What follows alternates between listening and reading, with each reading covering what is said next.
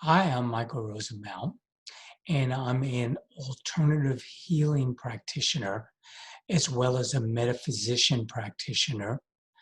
And I like to teach people about how to discover who they are as a spiritual being.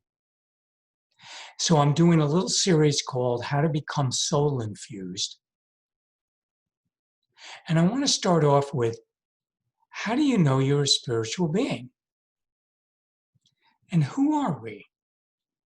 Are we just a physical body with a brain that has emotions?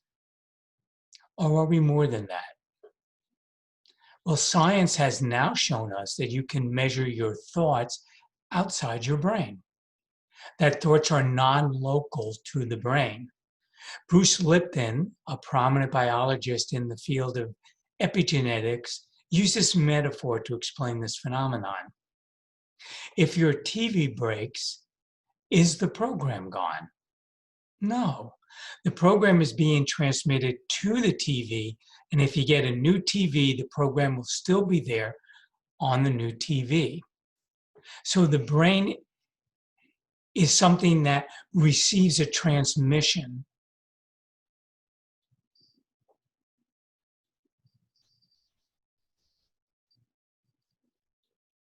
and it transmits those thoughts from the program that it receives or consciousness that is not located in the brain. Deepak Chopra says that if you ask the question, who am I? And you go through all the different levels, the bottom line is when you dig deep enough, you discover that who you are is the awareness that is being aware of being aware. Think about that for a second. So, what I would like to leave with you today to kind of pique your curiosity and maybe inspire you a little bit is that we have many levels of self, and the ego personality self of the third dimension that lives on this planet is only one of these levels. Over the course of the last 15 to 20 years, I've been on a journey to discover those other levels of self, of which there are 6 more. The purpose of life, from my perspective, is to evolve. And the way consciousness evolves is to become aware of itself on all those different levels. So most spiritual teachings speak of these 7 different levels of self. But to simplify this, just think of life as having 3 main divisions. There's the Godhead, which is formless and is not separated from itself in any way. You could call it the no self. And this is actually the true nature of who you are. That's the awareness Deepak Chopra was referring to. The first separation from the formless is what's called the monad, which I refer to as spirit. It is separate from the Godhead, and so it has its own form. At the same time, it has direct access to the Godhead. It's just one step away. To know yourself as spirit is an amazing experience that words cannot express, but only point to. To taste that in your life is a real gift, a miracle.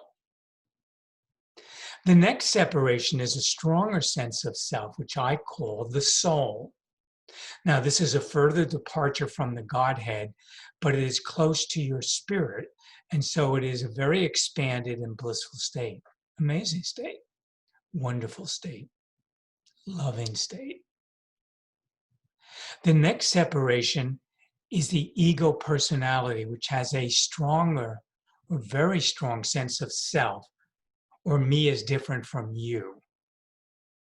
Now, we're all very familiar with this aspect of ourselves, which consists of a physical body, emotional body, and a mental body, all working together.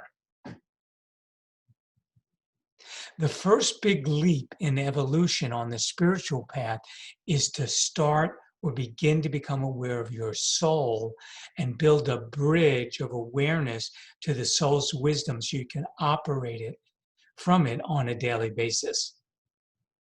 This is a very worthy journey, and opens up many vistas and experiences and aha moments.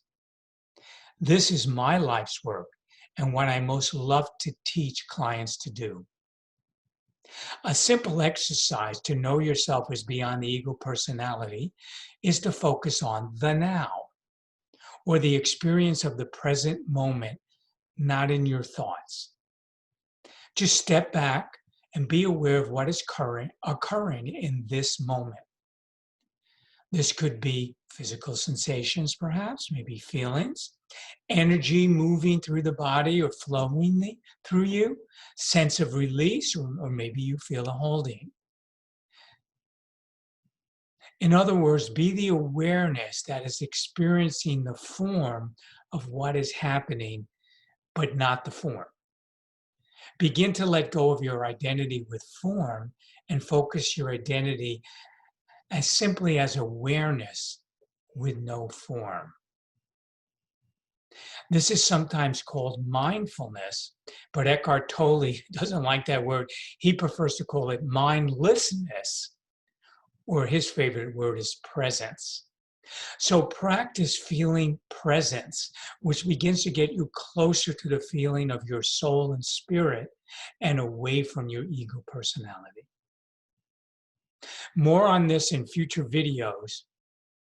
Feel free to contact me if you have any questions or you want to learn the techniques I teach to help my clients evolve into higher consciousness. Have a great day.